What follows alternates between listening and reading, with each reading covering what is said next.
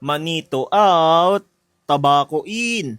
Welcome back sa tipikal na araw ng magjawang lumalaban sa katamaran, Bicol Express Part 4. At dumating na nga ang araw na nagpaalam kami kila Lolo Inar at sa Año Nuevo Compound para pumunta naman sa hometown nila Papa Marlon. Maaga nga kaming umalis dahil gusto namin sulitin yung araw para makapamasyal at makapag-ikot-ikot doon sa lugar nila Papa Marlon. Sakay-sakay nga pala kami ng nirentahan namin jeep papunta sa Tabaco. Hindi ko in-expect na may pagkasyudad na pala tong lugar nila Papa Marlon. Nakala ko normal pa rin siya na para may pagkabukid-bukid. Pero kita nyo naman guys, yung air na to ay mas malapit pa sa Mayon. Pagkarating nga namin sa bahay nila Papa Marlon ay inabutan naman kami ng ulan. Kaya ito kami ni Morris ay naligo kami. Akala nga lang namin itatagil siya ng mahaba. Kaya ito, tingnan mo, naligo na lang kami sa poso dahil nga uminto na rin yung ulan. Actually si Bril naligo rin pero nauna siyang nagbanlaw kasi nga natapos agad at kumain na lang ng umusal pagkatapos. Habang kami naman ni Morris ay magprepare para naman sa pagligo namin doon sa poso. Yung poso na yun guys, parte ata yun ng water system dito sa kanila. Kaya ito, nung makapag-prepare na kami, kami, salitan na kami ni Morris dyan sa pagsalok ng tubig. Tapos ayan, tamang ligo lang, sabon-sabon, and then ayan, sinusulit yung malamig na tubig mula sa poso. Pagkatapos namin makaligo nila Morris, ito naman, sinundan namin si Papa Marlon para pumunta sa isa pang kapatid ni nanay na dito rin nakatira sa Tabaco. Siya nga pala si Lola Estrella, tapos ito yung bahay nila. Kaso yung pagdating namin, medyo walang ilaw. Kaya ito, na-accommodate kami ni Lola Estrella at ito si Sheila, tamang pahinga lang. Dahil maya-maya, di rin na makakatiis at aalis ulit kami. So yan, gaya nga nasabi ko, umalis kami, papunta naman sa pinakamalapit na mall dito sa Tabaco, which is yung LCC.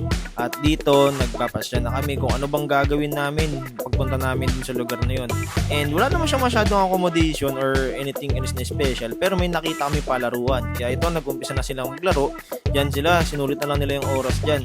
Dahil medyo may kaagahan pa yun, parang natatandang ko tanghaling tapat and napakainit. So yun, pumasok na lang kami dyan para mag-enjoy at maglaro. And kita nyo naman, si Matmat, naghanap na rin siya ng pagkakabalan niya dahil nabigyan siya ng kanyang ate siya ng token pang laro dito sa palaruan. Sobrang pag-enjoy nga ni Papa Marlon na ito, napagod na siya dahil basketball na napili niyang laruin. Sa kabilang banda naman, ito si Shai at si Matmat ay trinay yung piano pero maaga silang na-dead over dyan. Kaya ito, ginawa lang nila yung ticket dun sa resort ng laro nila.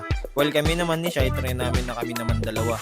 Nung una, smooth lang naman pero di ko akalain bumibilis pala to para siyang piano tiles na nilalaro natin sa cellphone. At ito na nga, ako na lang natira kasi na-dead na dyan si Shai. And ayun, dito, focus mode na ako yan kasi nga ang bilis niya na sobro. Sabi nga ni Matmat yan, para daw ako nagwawala Focus lang talaga ako sa goal na hindi madid and dito mabit yung top score. And ito na, para na akong baliw dyan kasi nga ang lakas na ng hampas ko dyan sa mga piano tiles. Tapos ito, sobrang bilis na rin niya. Kita mo naman yung katawan ko, pawis no.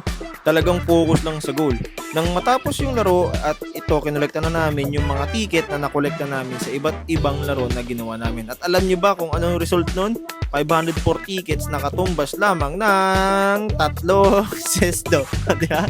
Nagpawis kami para sa 3 sesto, which is kaya naman namin bilhin. Pero binigyan na namin yun sa mga bata. Ang malaga, nag-enjoy naman kami. At dahil bitin nga yung sesto para sa aming lahat, may nakita kaming bilihan ng ice cream dito sa gilid. At ito yung tinatawag nilang snack and go menu. And yan, ayun, matapos makuha yung order, ayan, tamang enjoy na lang kami. Actually, bago kami mag-ice cream, kumain din kami sa inasal. Kaso nga lang, di namin na-videohan kasi nga nag-focus kami makakain.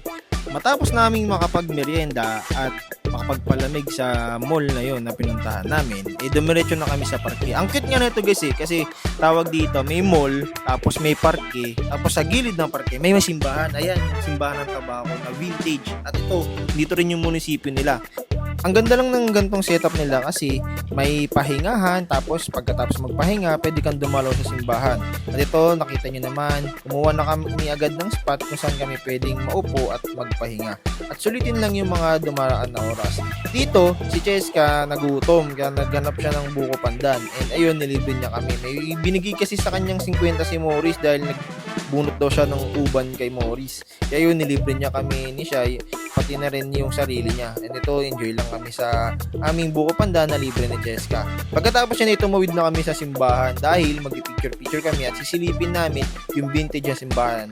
May dadaan nga kami tindahan dyan pero di naman kami bumili kasi busog naman kami. Ano lang to, flex ko lang. Tapos pagdating namin at pagtawid namin sa simbahan, napaka-majestic ng tanawin. Kita nyo naman guys, so naka 0.5 ako nyan para mas kita at mas daman nyo yung view. And kita nyo naman, ang ganda.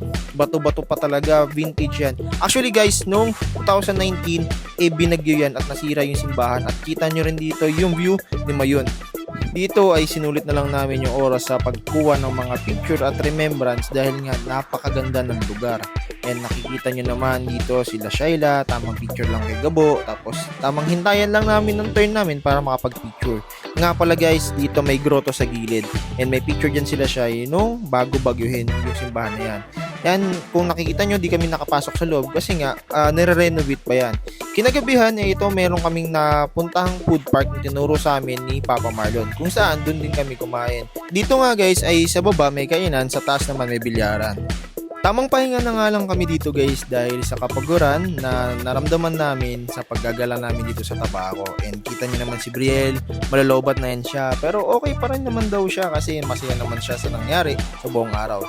Dito ay umorder na kami. May iba't iba silang menu na in-order. Merong a la carte, sulit meals, silog meals at mga sabaw na pinili rin namin. And dito, kita niyo naman si Matmat to. Parang di pa rin siya lobat sa buong araw namin pamamasyal. At ayan, kumakanta pa siya kasabay nung pinaplas sa screen. Gusto niya daw kasi mag-practice para sa pabasa next year. So tamang sing-along na lang siya dyan habang iniintay yung pagkain namin. At syempre habang naghihintay, may nakita ko ritong kumukontak pa. May tatawagan siguro to hindi niya lang madayal. Diba? Pamang kontak yan. So dito na nga natatapos yung araw namin guys. Marami pa kaming gagawin kinabukasan. Kaya hanggang sa muli, paalam!